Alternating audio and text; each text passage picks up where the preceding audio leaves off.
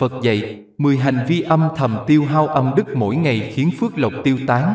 Ai cũng phạm phải ít nhất 3 điều. Người xưa dạy rằng, đức là ngọn nguồn của hết thảy phúc báo. Âm đức không tự nhiên mà có, cần trải qua quá trình tích lũy và bồi đắp. Tiếc rằng, không ít người vẫn ngày ngày phạm phải những hành vi tiêu hao âm đức mỗi ngày. Dưới đây khiến mệnh vận sa sút, hao tiền tốn tài và làm hại chính mình mà không hề hay biết. Âm đức là tinh hoa của văn hóa truyền thống, là thể hiện tâm tín Phật hướng thiện, kính sợ thần linh, tin vào việc thiện hữu thiện báo, ác hữu ác báo. Sống trên đời này, nên làm điều thiện tích đức.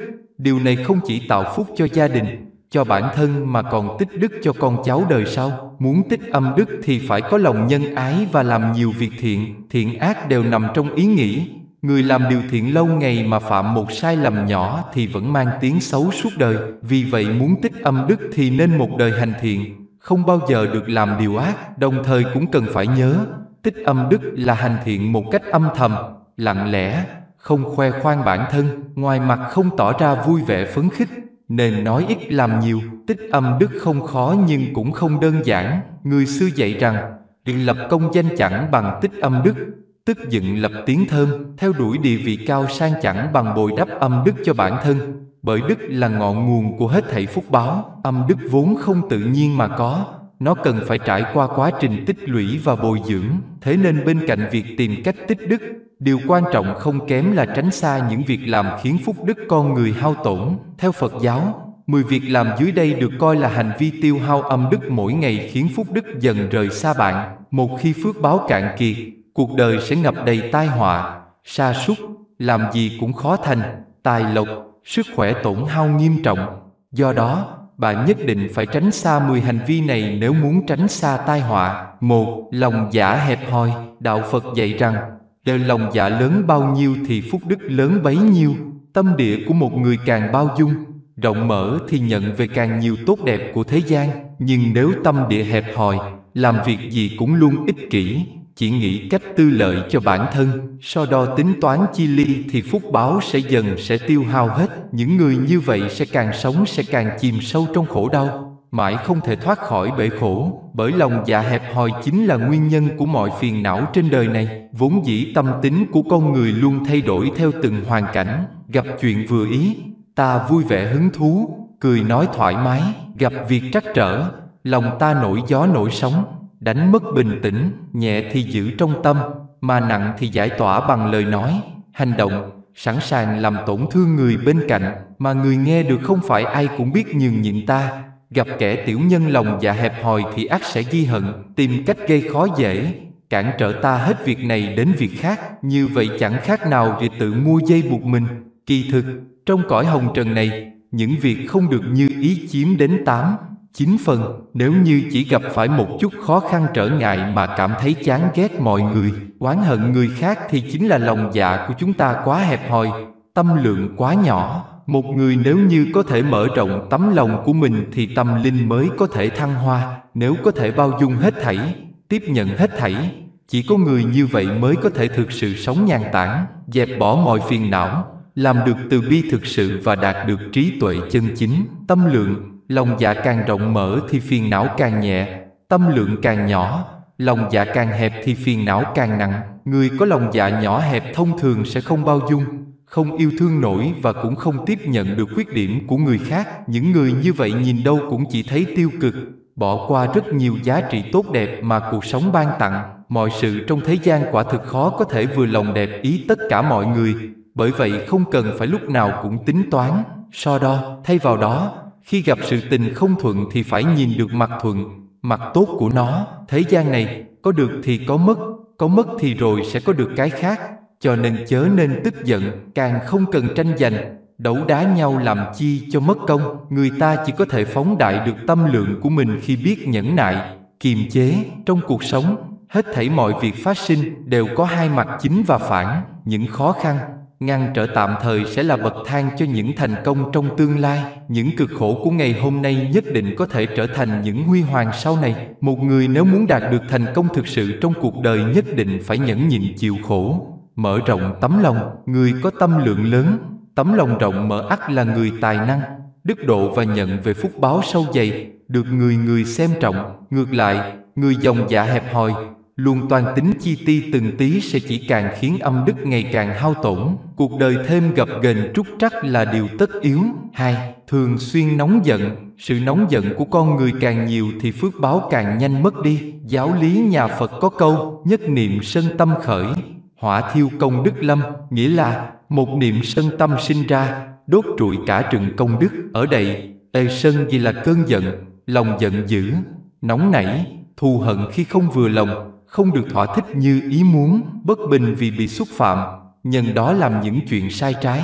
Đây cũng là một trong việc tam độc, ghê tham, sân, si, khiến chúng sinh tạo nghiệp bất thiện để rồi trôi nổi mãi trong luân hồi sanh tử. Phật dạy rằng, nóng giận là hành vi tổn hao âm đức rất nặng. Một khi tâm sân hận, tức giận nổi lên mà ta không thể tự kiềm chế, không tự khắc phục thì dù đời trước đời này đã tích lũy bao nhiêu công đức, làm bao nhiêu việc thiện, chăm chỉ tụng kinh bái Phật ra sao cũng thành vô ích. Khi đó, trăm ngàn chuyện khó khăn, đau khổ, chướng ngại sẽ tiếp nối ngay theo sau. Theo đạo Phật, sự nóng giận là một loại xúc cảm tiêu cực và nó thường dẫn đến nhiều vấn đề rắc rối cho bản thân và cho những người có liên quan.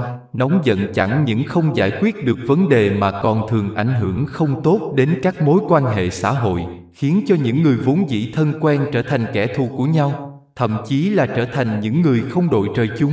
Giận chẳng những làm cho chúng ta đau khổ trong đời này mà còn trong đời sau nữa. Nó che lấp tâm trí chúng ta, cho nên chúng ta không thể nào thấy được sự thật của mọi sự vật hiện một cách đúng đắn, không thể nào đạt được giải thoát, không thể nào đạt được niềm hạnh phúc đích thực. Mỗi khi người ta nổi giận thì thường không kiểm soát được những ý nghĩ, hành động và lời nói của mình. Vì thế mà trong lúc tức giận, người ta thường có những hành động bộc phát, những lời nói khiếm nhã gây ra nhiều tai hại, để lại nhiều hậu quả nghiêm trọng. Đôi khi những hậu quả gây ra trong lúc tức giận ấy làm cho người ta phải ân hận, đau khổ và dằn vặt suốt cả quãng đời còn lại. Cho nên nếu muốn tích âm đức cho mình, nhất định phải xóa tan cơn nóng giận trong lòng. 3. Bất hiếu với cha mẹ. Bất hiếu với cha mẹ cũng là một trong những hành vi tiêu hao âm đức mỗi ngày hàng đầu mà chúng ta phải tuyệt đối tránh phạm phải.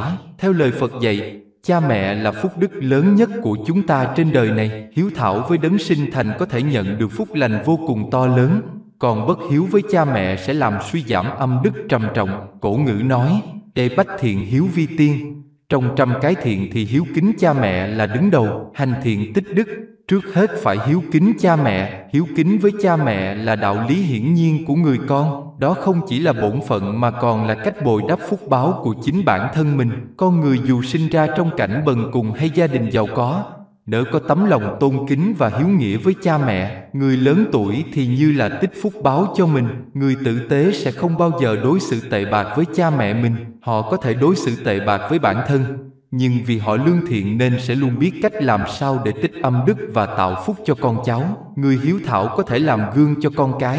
Họ có thể cho con cái cảm nhận được sự hòa thuận, đầm ấm của gia đình, để con cái cũng trở thành người hiếu thảo. Nề nếp gia phong tốt được truyền từ đời này sang đời khác. Lòng hiếu thảo làm ấm lòng người, từ đó phúc đức được tích lũy từ đời này sẽ lưu truyền cho các đời sau. Con cháu được hưởng ấm no sung túc. Một người ngỗ ngược với cha mẹ thì đó chính là bất hiếu, chắc chắn sẽ tổn hao phúc đức của bản thân, khiến sự nghiệp sa sút, gia đình không hòa thuận, làm việc gì cũng gặp nhiều khó khăn phiền toái. Bởi bất hiếu chính là nguyên nhân dẫn tới ác nghiệp lớn nhất. 4. Phạm tội tà dâm, ngoại tình. Người xưa có câu, lì vạn ác dâm vi thủ, nghĩa là trong vạn cái ác thì tà dâm đứng đầu. Chính vì thế mà tội nghiệp nó để lại cũng không nhẹ chút nào. Sự lạc thú từ tội tà dâm chỉ là nhất thời, nhưng tội nghiệp mang lại thì thật to như núi. Một người có mệnh phú quý nhưng một khi mắc phải tội tà dâm thì có thể trở nên khốn khổ lao đao suốt cuộc đời. Một người có mệnh được hưởng phúc thọ, nhưng nếu phạm tội tà dâm thì có thể bệnh tật triền miên. Trong kinh có viết, tập cận dục thời, vô ác bất tạo, thọ bỉ quả thời,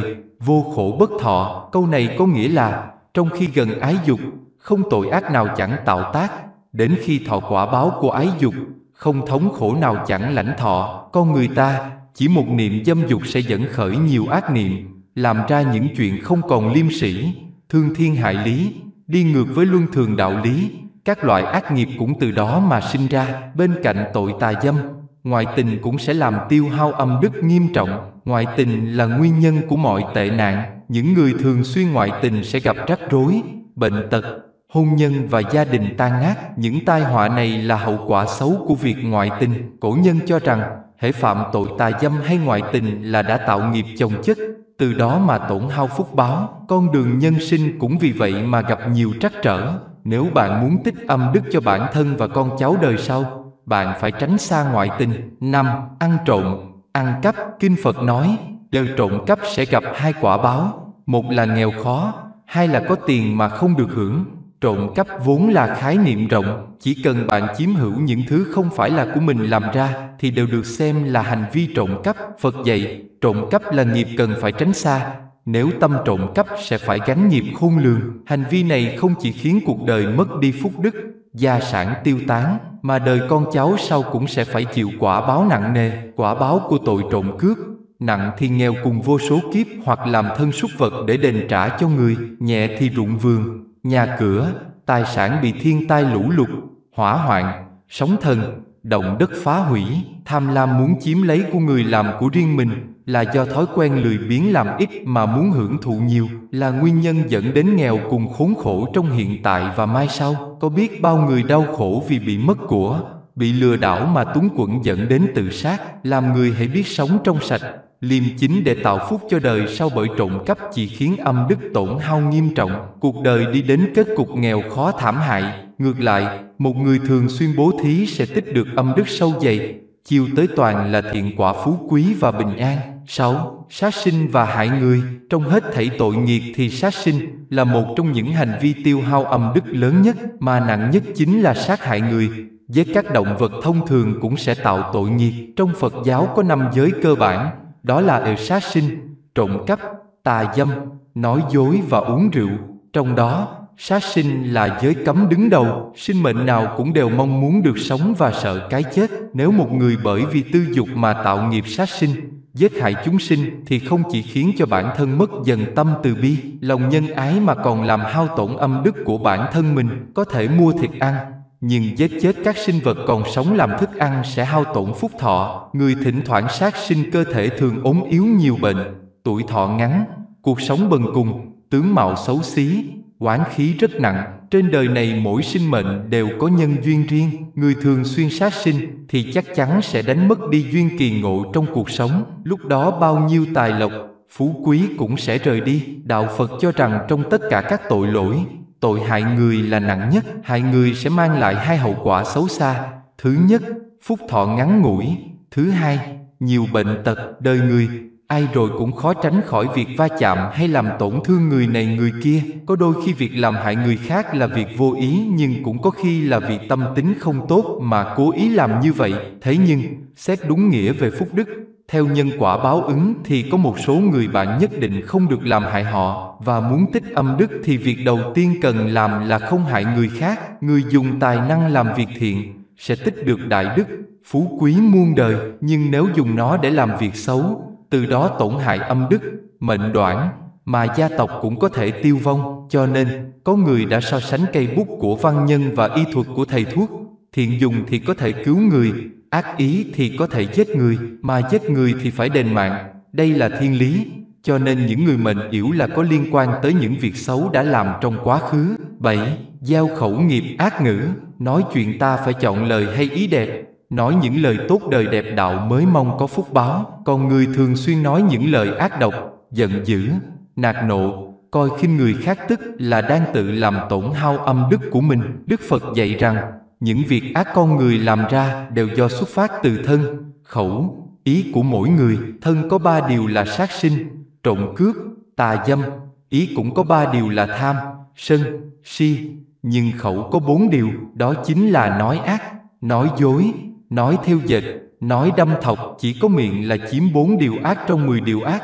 Từ đó chúng ta đủ thấy lời nói tạo ác nhiều như thế nào. Cho nên, chúng ta tu hành, ngoài sửa thân nghiệp và ý nghiệp, còn phải đặc biệt chú ý khẩu nghiệp. Giáo lý nhà Phật dạy rằng, khẩu nghiệp là một trong những nghiệp nặng nề nhất mà một người có thể tạo ra. Vết thương bạn gây ra trên thân thể người khác còn có ngày lành, còn vết thương gây ra do lời nói thì chẳng biết khi nào mới lành lặn được. Người xưa cho rằng, nói những điều xấu về người khác là làm tổn thương đến hòa khí giữa trời, đất và người, chiêu mời tai họa giáng xuống. Một câu nói thiện ấm ba đông, lời ác lạnh người 6 tháng rồng. Những lời nói châm chọc, nói móc, chế nhạo, phỉ báng, vũ nhục người khác tựa như một nhát dao sắc đâm vào tâm can người nghe, mang đến thương tổn không gì vãn hồi được, đồng thời cũng làm tổn hại âm đức của bản thân. Theo lời Phật dạy về khẩu nghiệp, lời nói ác ngữ gây khẩu nghiệp là một loại tội, lỗi mà một người bình thường dễ phạm phải nhất. Chính vì thế mà người xưa mới có câu y uống lưỡi 7 lần trước khi nói,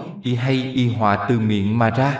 Số mệnh của một người tốt hay không, xem người đó có nhiều khẩu nghiệp hay không là biết. Vì vậy, tránh vướng khẩu nghiệp đối với sinh mệnh mỗi người rất quan trọng. 8. Tham lam vô độ. Nếu một người quá tham lam mà không biết đủ, không biết hài lòng với những gì mình đang có thì cũng sẽ làm hao mòn âm đức. Phật dạy rằng, nguồn cội của mọi khổ đau trên đời đều từ 3 việc mà ra: tham, sân, si. Trong đó, tham đứng hàng đầu, là cội rễ của mọi tai họa. Tuy nhiên phàm là con người ở đời, ai cũng có lòng tham. Từ chữ tham mới nổi lên sân hận, mới khiến con người si mê u tối, từ đó gây nên nghiệp ác. Thế nhưng, tham lam không phải là bản chất của con người. Nhân chi sơ, tính bổn thiện. Con người sinh ra thuần khiết như tờ giấy trắng, trái tim thuần hậu và thiện lương. Lòng tham lớn dần lên theo năm tháng, qua những bể dâu mà mỗi người gặp phải. Người không biết tiết chế lòng tham thì lòng tham cứ lớn dần mãi lên, đưa lối dẫn đường đến những hành động sai trái. Phật nói, lòng tham càng lớn, phúc đức lại càng tiêu tán. Bởi tham lam thường đi liền với ác. Người tham muốn đoạt được thứ mình muốn, lại sinh làm điều ác để thỏa mãn cho mình. Thực tế sự giàu có không đến từ việc tham lam vơ vét mọi thứ quanh mình hay keo kiệt bo giữ của không muốn cho ai. Ngược lại, keo kiệt và tham lam còn khiến cho cái nghèo cái khó cứ mãi đeo đuổi chúng ta. Không làm việc thiện thì phúc báo khó mà có được. Không biết thông cảm và giúp đỡ mọi người thì nhân duyên cũng theo đó mà sa sút. Chẳng những không thành công trong sự nghiệp mà còn khó có được hạnh phúc trong đời. Chẳng có tiền bạc nào là vĩnh cửu. Người chết đi cũng chẳng thể mang theo bạc tiền. Tuy lòng tham khi được thỏa mãn có thể mang lại sự vui vẻ, sung sướng nhất thời, nhưng xét kỹ về hậu vận thì người có những tính xấu trên khó có được phúc lành. 9. Không tin vào nhân quả. Khi nói đến luật nhân quả, nhiều người sẽ cho rằng đây là một khái niệm mê tín. Cũng có người cho rằng nhân quả là khái niệm mơ hồ không có thật của Phật giáo. Với những người vô thần, nhân quả báo ứng chỉ là điều viển vông. Nhân quả nghĩa là nghiệp nhân quả báo. Nhân nghĩa tức là nguyên nhân hay nhân duyên, quả là kết quả hay quả báo. Trong kinh nhà Phật có nói, nhân duyên hội ngộ thời, quả báo hoàn tự thọ. Tức những việc ta đã làm dù trải qua 100.000 kiếp cũng không mất đi, chỉ chờ đủ nhân duyên, cái quả ta sẽ tự nhận lấy. Trong kinh Niết Bàn cũng có dạy, thiện ác chi báo như ảnh tùy hình, tam thế nhân quả tuần hoàn bất thất. Câu này có nghĩa là quả báo lành giữ như bóng theo hình, nhân quả trong 3 đời xoay vần không mất. Cách bạn đối xử với thế giới này ra sao, thế giới cũng sẽ hồi đáp lại bạn tương tự. Nhân quả là định luật căn bản xuyên suốt quá trình thành trụ hoại diệt của tất cả chúng sinh từ đời này sang đời khác, cho đến vũ trụ. Vạn vật cũng không phải tuần hành, biến dịch một cách ngẫu nhiên, vô lý mà luôn tuân theo định luật nhân quả. Mọi việc trên thế gian đều tồn tại nhân quả, tiền nhân hậu quả. Nhân quả không do bất cứ người nào, đấng thần linh nào quy định hay chế tạo ra, mà là một quy luật tồn tại khách quan, âm thầm, lặng lẽ, nhưng luôn đúng đắn, chính xác, hiệu quả vô cùng. Khi con người không tin nhân quả, không tin tội phước, không tin có đời sống kế tiếp thì họ sẽ làm bất cứ điều gì họ mong muốn. Không có điều gì ràng buộc hành vi của bản thân, việc gì cũng dám làm thì rất dễ tạo nghiệp xấu. Đừng nghĩ rằng những việc mình đã làm không có ai chứng kiến thì thần không biết quỷ không hay. Thực ra mỗi một việc thiện mà bạn làm sẽ trở thành phúc báo sau này cho bạn. Mỗi việc ác mà bạn làm sẽ trở thành quả báo, nghiệp báo mà bạn phải gánh vác trong tương lai. Nhân quả không chừa một ai, chẳng người nào có thể tránh được nhân quả báo ứng. Mỗi một hành động của con người cuối cùng đều sẽ gieo nhân nào gặp quả nấy.